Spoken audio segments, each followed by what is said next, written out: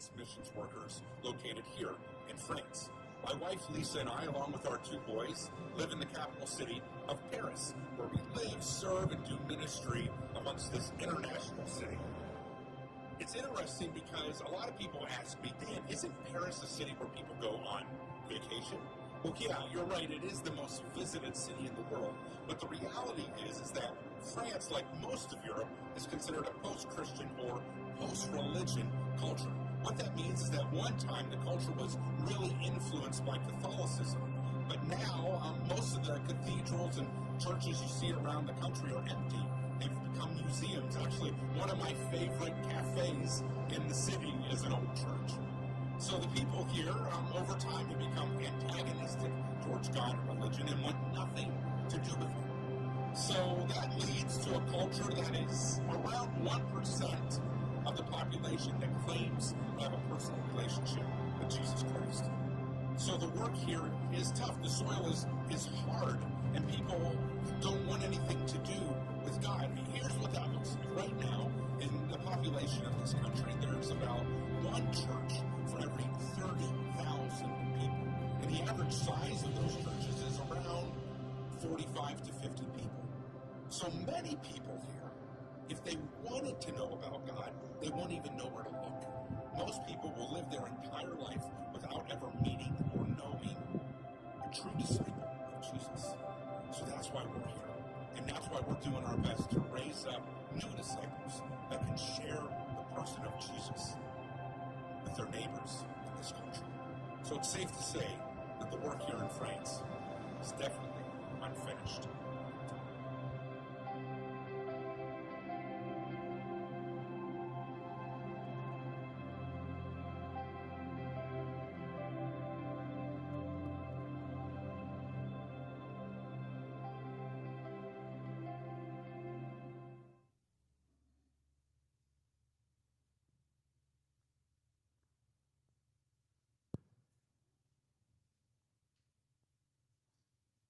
Good morning. How's everybody this morning? Doing well? Had a good week? You had a bad week? No,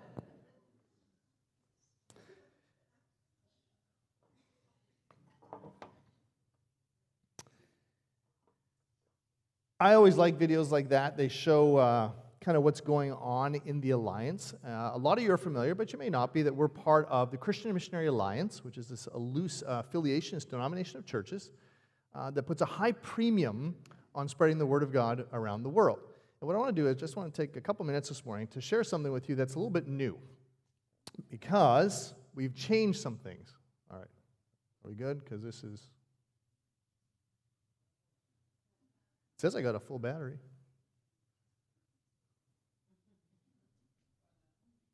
Technical difficulties. There we go. Okay. The Alliance, which we're a part of, actually has over 700 international workers around the world. We call them international workers, not missionaries. Missionaries has a very colonial type feel to it, and it has a very specific thought process. So they're actually referred to as international workers.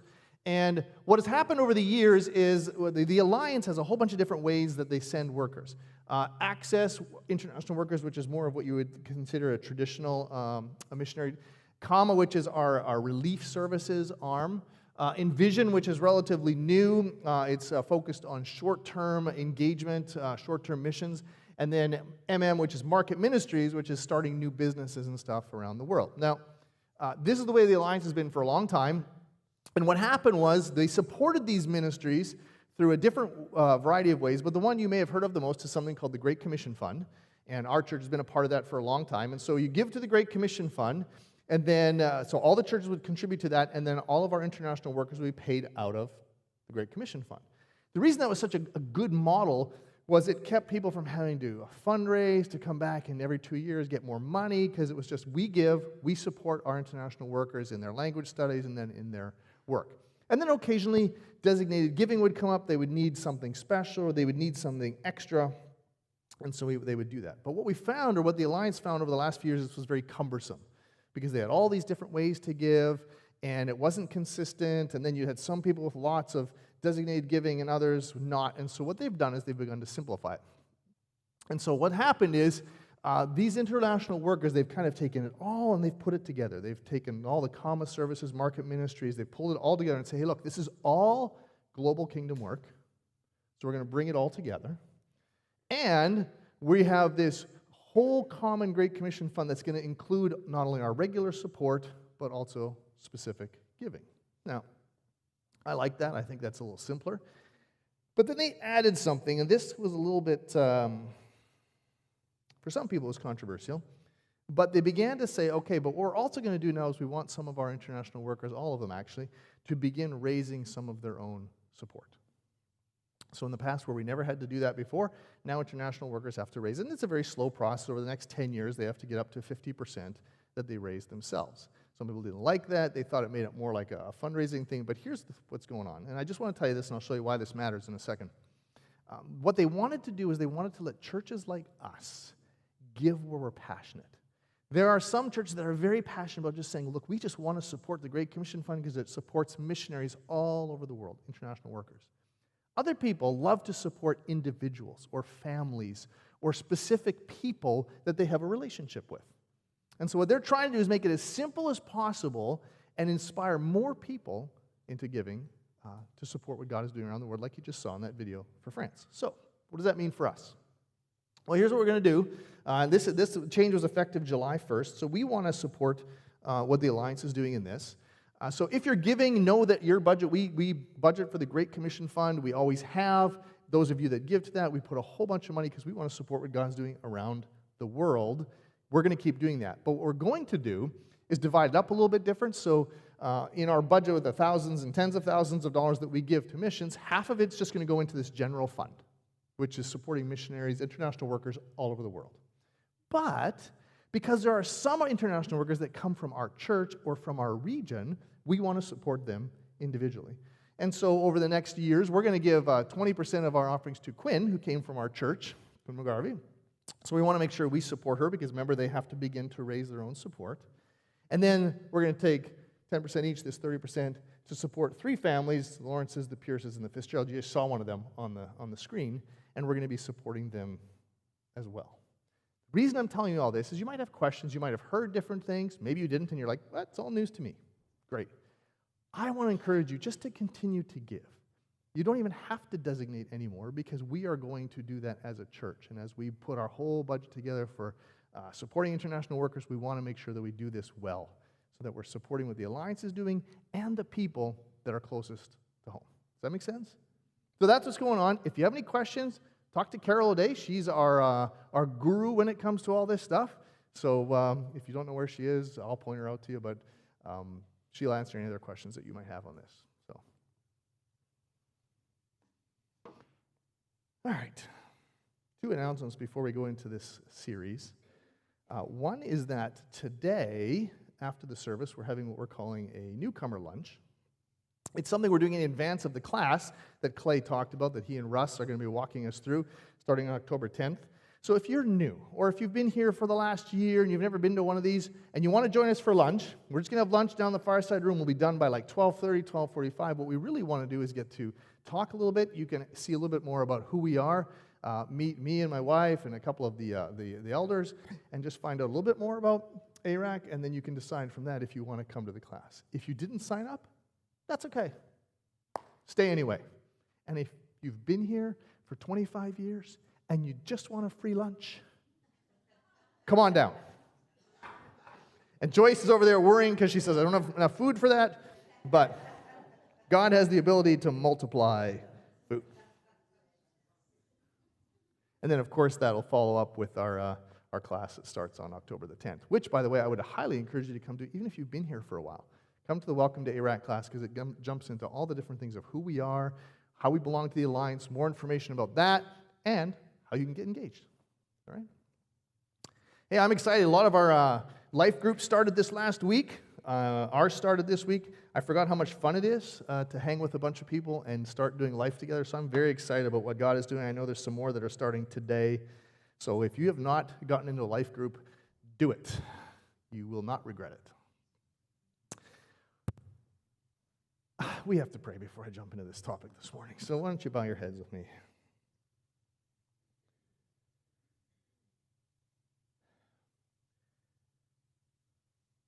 Father, we've already been in your presence this morning,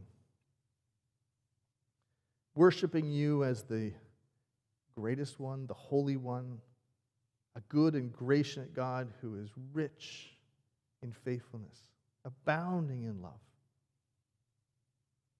We are so grateful that you have been that to us. I pray that you would make more people aware of that. That whether it's on the mission field in France, like we just saw, where so many people have no hope other than what's right in front of them, or the people around us that we drove past this morning that got up to go about their daily routines with no thought for Jesus, that you would use us to draw them to yourself.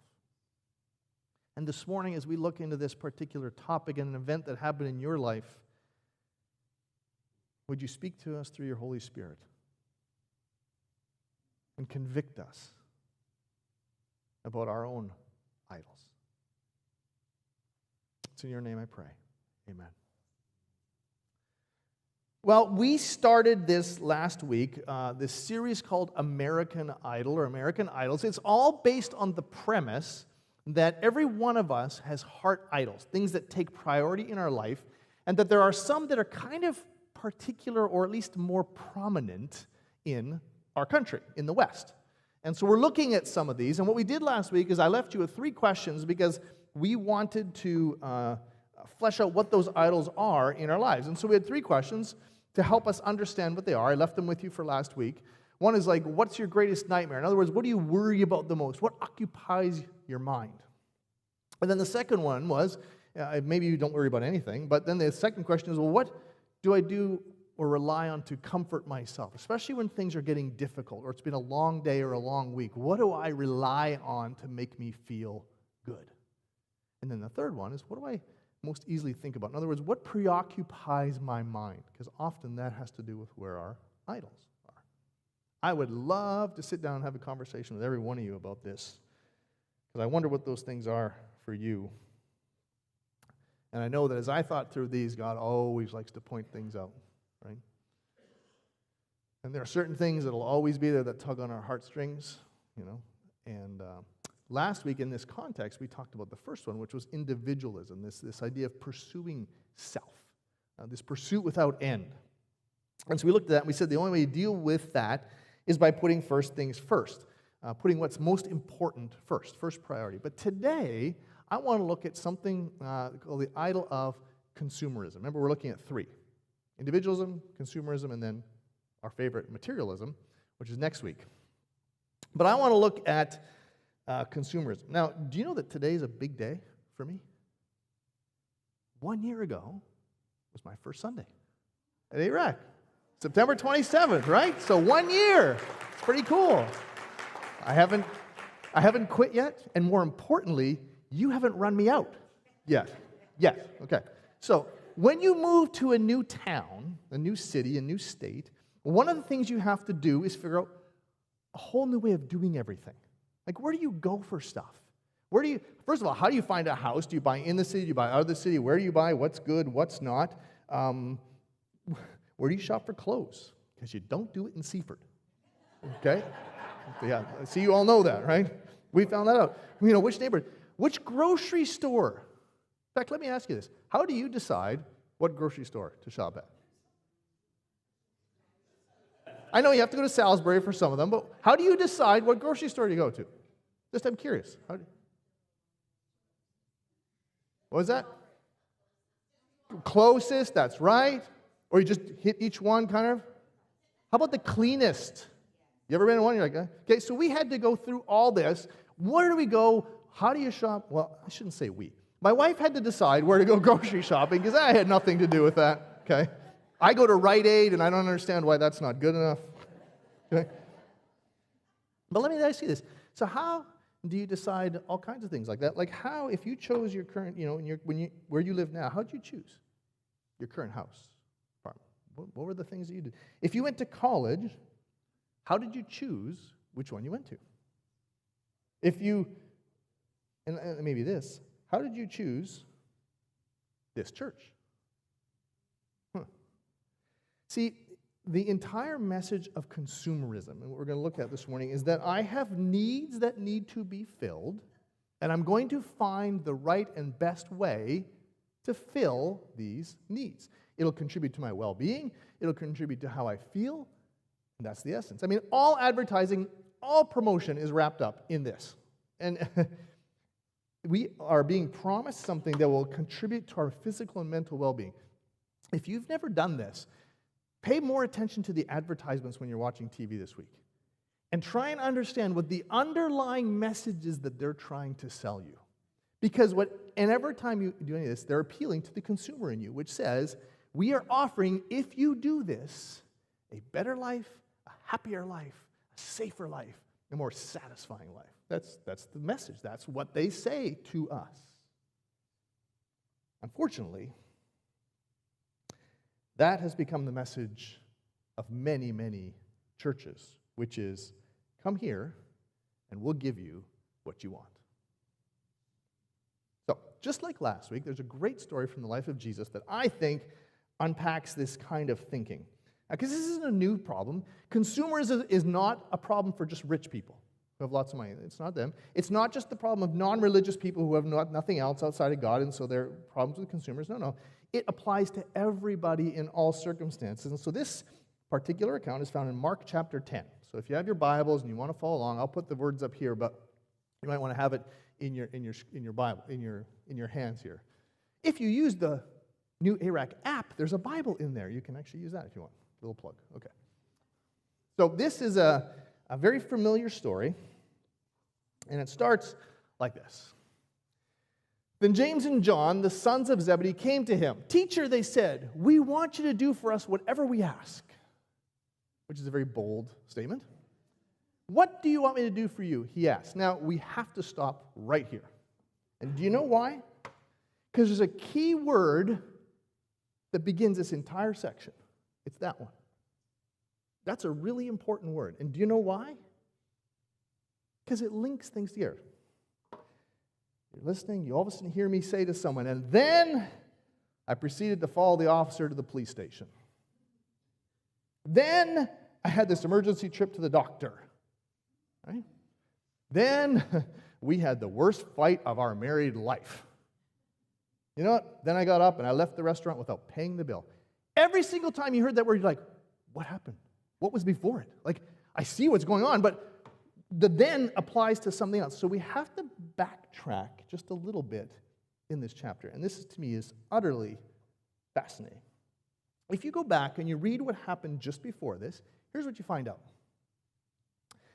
There's this little story where the disciples are rebuking the children. You remember this? When the children wanted to come to Jesus, and they said, come on, leave Jesus alone. He's an important guy. He's got a lot going on. Stay away from him. And Jesus says, whoa, do not stop kids from coming to me. In fact, he says, you guys need to be like children, because unless you are, you're never going to get in the kingdom.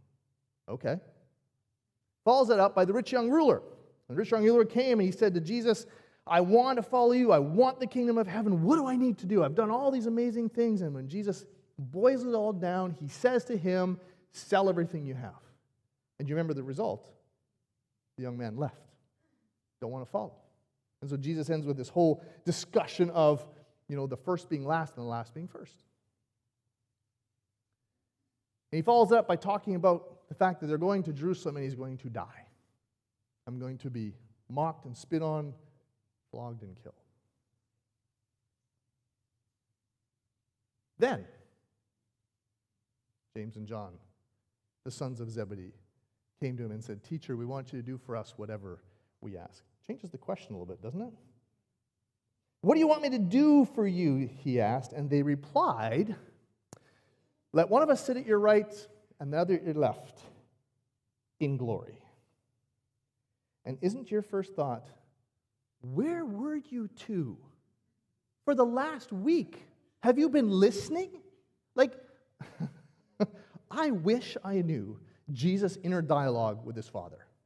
Because I can just picture him stopping and going, oh, Father, you told me to pick these ones. Why? They aren't getting it. I wonder what's going on. Like, are you sure? Like, are you really sure? It's kind of late to change now, but I wonder. But what are they really asking for here? Lord, we want you to do for us whatever we ask. It's a pretty bold statement. It's like they're saying, hey, Jesus, we've seen you do amazing things. We've come to believe that you're the Messiah. You're the one for Israel. We've seen your power. We've been with you for over 2 years, 2.5 years. We want you to use that and do something for us. And of course, Jesus is very non-committal. He doesn't say yes or no. He just says, so what is it? What do you want? Let one of us sit at your right and one at your left. It's like they're saying, we don't care which one it is. I mean, one of us can go on the right. Maybe it's me. Maybe it's James. I don't know. We don't care, but just put one of us here and one of us here. These were positions of honor and power and authority in that culture. That's what they're talking about. We want the positions that matter in your kingdom. It's going to enhance our lives because we are going to be richer. We are going to be more famous. We are going to be more powerful. People are going to have to come to us to get stuff. People will look up to us just like they look up to you. Jesus, we want you to give us everything we've hoped for in these last 2.5 to 3 years. And what it reveals is that they're looking for something that we so often fall into the same trap of because we're looking to God, we're looking to Jesus for what he can do for me. Let's take a look at this. What is the idol of consumerism when it comes right down to it? See, we, just because God designed us this way, we have to consume in order to live. It's just the way we are. We need stuff to wear. We have to have stuff to eat. We need a place to sleep. We need shelter. We have to consume in order to live. That's just life. Consumerism, and the idol of consumerism is when we flip them. It's when we live to consume rather than consume to live. Now here's what I mean by that. It's this idea of the only thing, and the reason I exist, the reason I do what I do, the only way I can be happy is if I get stuff, if I get to have what I want. It's essential. And there's some underlying assumptions or things about this that you see in this story that are also true of us. I see 3. Here's the first one. Personal enrichment and fulfillment of my desires is the highest good. And we live like this often. We don't say it this way. In fact, if someone were to ask you this, you'd be like, no, of course that's not true. But the irony of this story on the heels of all the stuff that just happened, and I guarantee you this is why it was written this way. And by the way, Mark is often thought to be the account of Peter, who was there, who told it to Mark. That's what most people think. And I can hear him saying that. There's a very specific reason because there's a whole lot of irony in there. Like they're like saying, okay, Jesus, yeah, we heard all that stuff about having the heart of a child, and yeah, for those really rich people, that's not us, but those really rich people, they should really give it all away. And you just talked about your dying. I don't even understand that. I kind of think that maybe I'm missing something there, so I'm just going to put that aside. Instead, we have a favor that'll help us and then help everybody else at the same time. And the underlying belief is that looking after themselves was the top priority. Because do you understand, they've just spent 2.5 years, roughly, with 10 other guys, doing life together. I mean, these are their bros. These are the people they hung with. These were the people they trusted. And yet it didn't stop these 2 from doing an end around the other 10. Hey, Jesus, here's what we want.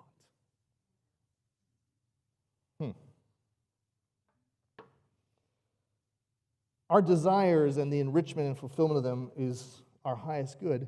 And here's why it's a problem even for Christ followers, because we look at our desires and we say they're not desires, they're needs. I need to have that. By the way, you know that because when you look at your husband, you go, oh, we need a new fridge. No, you don't. I need a new kitchen. No, you don't. I need to have this kind of worship in order to be able to connect with God. No, you don't. We take this, we have these desires for things we want, and they become needs, and we elevate them to justify our pursuit of what we want. And there's an assumption here that our ability to choose is the most important thing, that the freedom to choose is the most important thing, but it's not. But the problem with the idol is this idea of personal enrichment. It's what's in it for me is the highest good. But there's a second one in here, because what happens is I elevate what I can get over what I can give. See, James and John in this are primarily concerned for what Jesus can do for them, not what they could do for Jesus or the world. In fact, you know this, because a couple weeks later, when Jesus is arrested, they ran. They took off. They recognized Jesus' authority. They recognized who he was. They even heard him talk about the mission, but they thought, what can we get out of this? How can we feel better? Could you imagine they have this conversation? Can you imagine? James and John, they're talking to their brothers. Can you imagine 2 fishermen from Galilee, and we're in on the ground floor of something amazing like Jesus is going to bring in the kingdom? Can you imagine? Us 2, we could be kings. We could be leaders. I mean, this could be amazing. Would you even have thought this 2.5 years ago? No, man. We better ask Jesus just to make sure. They saw God's kingdom for what it could do for them. They were not looking at what they could do for God's kingdom. And this is a shift in our culture. This happens all the time. It's very fascinating. Do you know, in World War II, the government restricted consumption of goods. If you've ever read your history, you know this. And the government said, hey, we need you to not consume this, not consume this. We need you to give up the things that you love. We need you to give up all these things because we got to support the war effort. And people were all in on this. And do you know what they said after 9/11? Keep on buying and traveling and continuing your lifestyle, because if you don't, terrorists win. Consumerism. Our lives, everything we want. That's the most important thing. It's what you can get, not what you can give. And I wonder if I was to go through this room this morning, and I include myself in this, and ask you what your short-term, medium-term, or long-term goals is for your finances, I wonder how many people would say, you know what? My number one goal is to be in a better place so I can give more of my stuff away. There's a third one. We have this assumption that what I consume will make me happy and fulfilled. James and John are seeing Jesus as a pathway to happiness. Hey, if I can get this, if we can get connected, if we can be at his right and left hand and have these positions, look what that will do for us. We can then relax. I mean, we've put in our time. We've followed Jesus and you need a place to sleep for the last 2.5 to 3 years. But you know what? Now our time is come. We can relax, enjoy our newfound position. And the idol of consumerism is so tricky because it does the exact same thing for us. We think, when I just finish improving that part of my house, then I can relax and enjoy myself. If we can just take that next trip and go to that place we've been thinking about all the time, I'll be satisfied. When I just get that next promotion or get that next raise, then it's all good. If I get the ultimate vacation experience, the ultimate car, that relationship that I've been craving, it doesn't matter what it is. We believe that somewhere in there's an end to consumerism. That's what we think. If I just get these things, then it'll all be good. You know that's not true, right? There's no end to this. It never stops. And that's the problem with the idol of consumerism. In fact, as I go through this, I would boil it down 2 ways, because we think that there's going to be an end. There never is. But here's what it does for us, especially as followers of Jesus, is that faith becomes a means to an end. I mean, Jesus saw this clearly. He knew James and John were using him, or at least that's what they were asking. He knew that. In fact, almost all the disciples were. And understand, it's not that they weren't sincere. They loved Jesus. They followed Jesus. They wanted to be a part of Jesus. But in the back of their minds, they were thinking, look what this is going to get us. I mean, we've been to church every Sunday. We never miss. We're always there. We're always serving. We're always doing all these things. Look what God's going to eventually do for us. We've been here. We've walked through Jesus with this. Remember that crazy guy when we went across the lake and he had no clothes on and he came screaming out of the tombs? Yeah, we were there. And the guy's like, yeah, but you ran back into the water. Okay, so you don't count. But and the disciples are like, do you remember that time? Yeah, I remember that. But you know what? We stuck it out. Now look what we get. And I wonder sometimes what they thought the payoff was. And that's the problem with the idol of consumerism, because stuff becomes a means to an end, and that includes God and his church.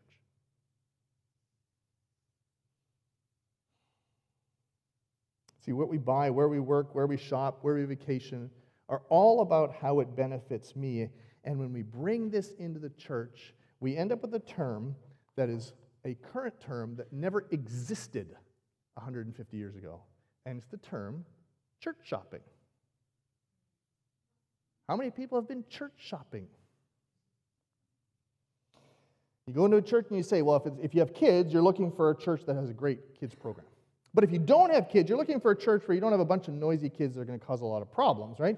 You want a building that's simple, but not too shabby, because you don't want it to be run down. You want it to be comfortable, but not really like ostentatious and in your face. You want it to be colorful, but subdued, cool in the summer, warm in the winter.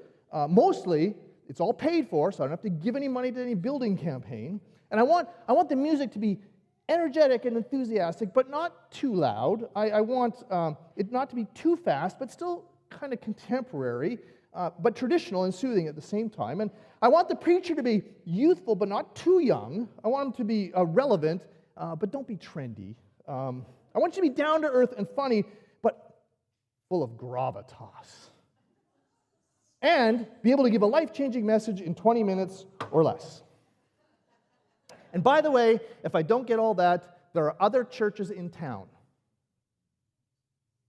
where I will go.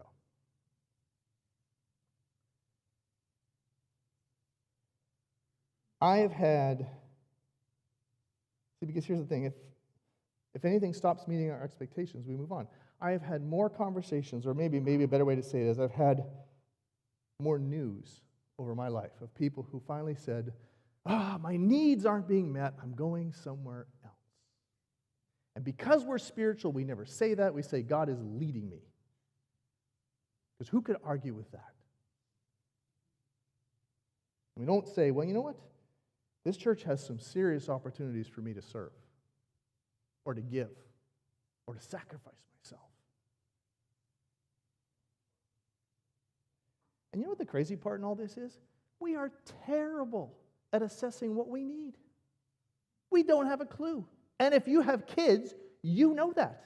Because when my kids were 10, learning discipline was not in the top 100 of the things they thought they needed. Last time your teenager said, Dad, I really need more discipline in my life. Could you help me out here? That's a conversation that's never existed anywhere on planet Earth, right? They don't know, but it's exactly what they need. And I wonder how many times we have all these desires, we say, but that's what I need. And what we're really saying is that's what makes me feel good. Here's the hard truth. If you come to God, faith, or the church for what you can get, then when you don't get it, you will leave God, the faith, or your church.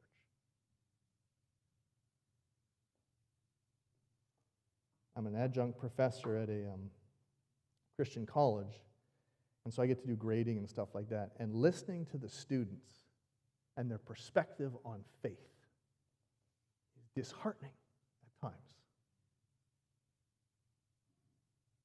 Because they've heard and learned from us as adults the very things that are driving them away. What can church do for me?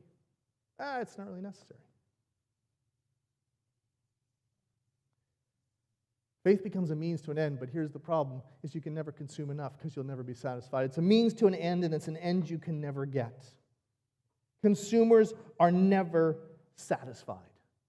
Customers never get to the end of what they want. There's always another thing to add to the house, to add to the car, to add to the wardrobe, to experience.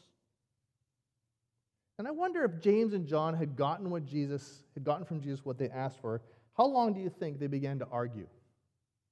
Hey, I know we said it didn't matter. I want to be on the right. Yeah, I know, I'm the oldest. I get the side, right hand. You can have the left. You're the younger one. Like, how long was it going to take before that happened? Or before the other disciples began sniping? The irony of consumerism is that it's the consumer who gets consumed. Jeremiah, this is not new. Jeremiah, when he was talking to Israel, take a little sidebar here, and Jesus and God is talking to this nation. He says a very famous passage, but he says this. He says, has a nation ever changed its gods? In other words, you used to follow me and you've decided to go a different direction. They're not gods at all. He says, but my people have exchanged their glorious God for worthless idols. In other words, you took me, the one who gave you everything, who is the one you should be following, but because you are consumers, you decided this wasn't for me. I want these guys because idols are all about what they'll do for me. Be appalled at this, you heavens. Shudder with great horror. These are strong words, declares the Lord. And then he describes why this is a problem. My people have committed two sins. They have forsaken me, in other words, they've turned from me, the spring of living water, and have dug their own cisterns, broken cisterns that cannot hold water. Do you see what he's saying? You guys are all about what you can get, but as you do this, you understand it will never satisfy. It just won't. It just keeps leaking out the bottom, and the only way to satisfy the idol of consumerism is to consume.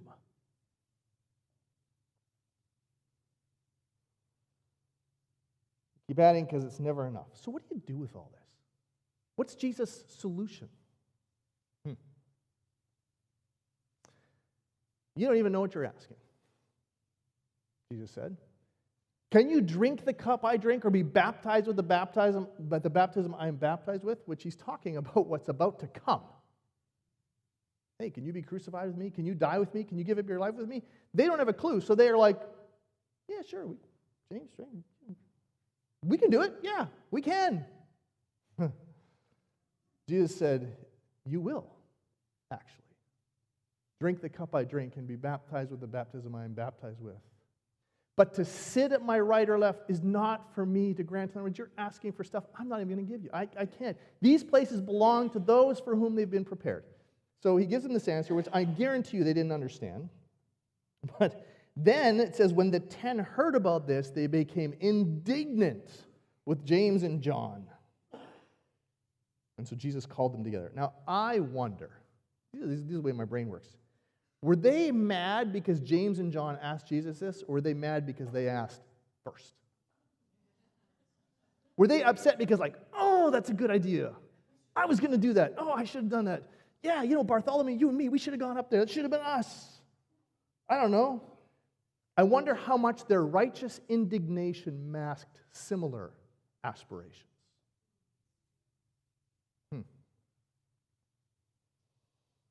And Jesus, because he sees through all this, and he understands this isn't a James and a John problem, he says, all right, everybody, come on in. Come on in. I got something I got to tell you guys, because you are all thinking this. So let me set the record straight. Let me show you, gentlemen, how you can destroy this idol of consumerism in your heart. He said, you know that those who are regarded as rulers of the Gentiles lord it over them. Their high officials exercise authority over them. This is that idea of, he says, look, all you have to do is watch around you. All the people that are in authority or have any authority, they use it to their own advantage. It's what they can get from it. That's what they do. They lord it over others. It's what they can pull from the system. That's what they do. That's what you see. That's why tax collectors and centurions and Roman soldiers, they were all what they could get from others. It was all about me. It's all about what's coming in. He says, not so with you. That's not who you are. Instead, whoever wants to become great among you must be your servant. And whoever wants to be first must be a slave, not of some, of all. For even the Son of Man did not come to be served, but to serve. In other words, the one person, the one being who has a right to be served and to have all the things he wants come to him, didn't do that, but actually came to give his life a ransom for other people. This is what you should do, and they just didn't get it until he died. And everything they wanted and everything they wanted to consume was gone. And they had to come face to face with it. Just like every other idol we're going to look at, consumerism promises something it cannot deliver. It's born out of a lie from the enemy, the same one that he offered to Adam and Eve in the garden, which says, take life into your own hands because this is about you and what you can get from it, so do this instead. It makes us users of God, users of church, and users of others. And it leaves us burned out, ineffective, unsatisfied. In his 2019 book, 12 Lies That Hold America Captive, the author, he says the U.S. has less than 5% of the world's population, okay? 5%. Yet we consume a quarter of the world's oil, a third of the world's paper, 23% of the coal, 27% of the aluminum, 19% of the copper. And he could go on. We are, as a country, users. And he says, look, if our use of resources puts us ahead in this race to consume, and if our prosperity is that, the ability to buy, get this, 140 million cell phones and 300 million pairs of shoes annually, and eat $14.3 billion worth of chocolate, then maybe we are winning the consumer race. The race that Jesus says, that's not you. So how do we destroy it? You know what Jesus says? Give your life away. This isn't how you are. You are not living to consume. That's not why you exist. It's not why you're in church. It's not why you follow me. You are people who are supposed to give your lives away. And all I can ask you this morning is, what does that look like for you? I don't know what it is for you. Sometimes I know what it is for me. Then I have to ask God, what really is it? How about you try taking the money that you've been saving for that next purchase and say, all right, God, I'm going to give this away. Show me where. Ooh, I don't want to do that one. What do you got? What else you got, Weldon? Okay. How about this? Take your favorite car, the one you don't even let your wife drive, and lend it to somebody. Nope. Next on the list. All right.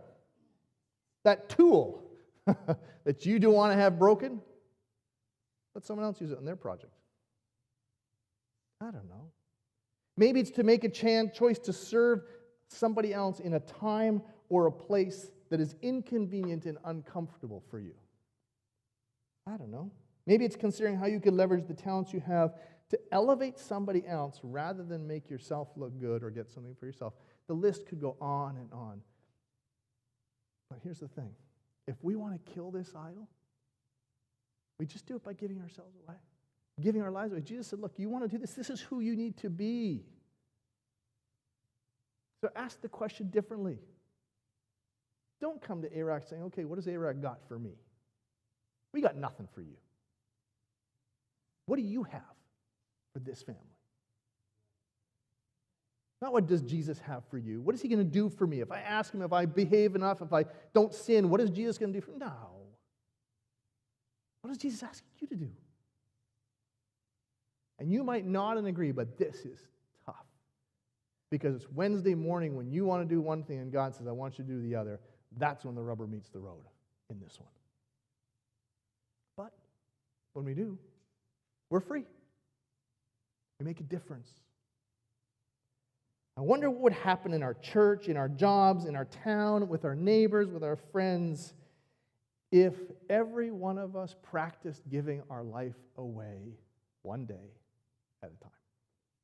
I hope that's us. I pray that's us. I pray that's me. So here's what we're going to do. The worship team's going to come up.